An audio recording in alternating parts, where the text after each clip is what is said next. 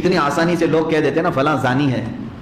جانتے ہیں اگر آپ نے کسی پر زنا کی تہمت لگائی، فار ایگزامپل کوئی زید ہے، آپ نے کہا کہ یہ زنا کر رہا تھا، آپ اس کو ہلکے میں نہیں لیا جائے گا. آپ نے کہہ دیا تو کہہ دیا. اسلامی نظام ہوگا تو آپ کو قاضی اسلام بلائے گا، حاکم اسلام بلائے گا.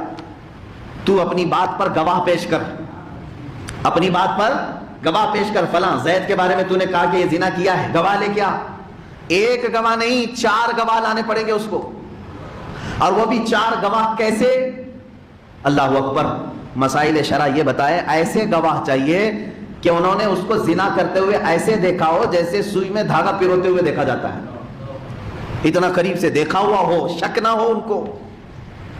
ایسا دیکھا ہو تو گواہ بن کر کے آئے، ورنہ گواہی نہ دو.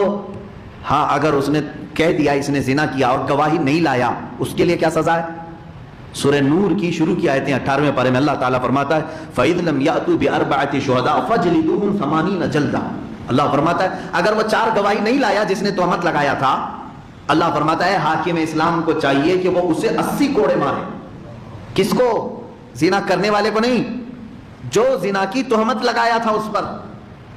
اللہ فرماتا ہے اس کو 80 کوڑے مارو، کیونکہ گواہ نہیں لا سکا. اتنا آسان سمجھتے ہیں لوگ، کسی کو بھی کچھ بول دیتے.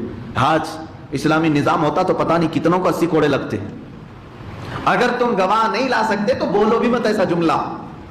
چلے آج یہ سوچتے ہوں کہ یہاں تو کوڑا درا کچھ بھی نہیں، کون مارنے والا ہے؟ جس کو چاہے ہم بولیں گے زانی ہے، زنا کرتا ہے، معاذ اللہ. میں آپ کو بتاتا ہوں میرے عزیز، جب دنیا میں 80 کوڑوں کی سزا ہے تو پھر آخرت میں کیا سزا ہوگی اگر تم گواہ نہیں لا سکے. ہاں کچھ لوگ ایسے ہیں، ہم نے ایک صاحب کو پکڑ کے پوچھا آپ فلاں کے بارے میں ایسے کہہ رہے ہیں، اس کی عورت بہت بدکار ہے، غلط لوگوں سے اس کی سنگت ہے اور زانیہ ہے، یہ لفظ ہوا. میں نے کہا آپ نے دیکھا یا آپ کے پاس کوئی گواہ ہے؟ کہا نہیں، لوگ بولتے ہیں اس طرح سے. مشہور ہے حضرت، یہ بات مشہور ہے. میرے عزیزو 1000 مشہور ہو، شریعت یہ کہتی ہے کہ ایسا دیکھا ہو جیسے سوئی میں دھاگا پھروتے ہوئے دیکھا ہو، جب تک تو کسی کے بارے میں نہ بات کر، ورنہ تیرے اعمال کی خبر تو رکھ. 80 کوڑے دنیا میں لگائے جائیں گے، اور اگر دنیا میں جو سزا نہیں ہوئی اس کا 100 گنا بڑھا کر کے آخرت میں دیا جائے گا. اسی لیے تو صحابہ ڈرتے تھے نا، ان سے اگر کوئی خطا ہو جاتی تو وہ دنیا میں ہی سزا لے لیتے تھے حضور کے پاس آ کر کے.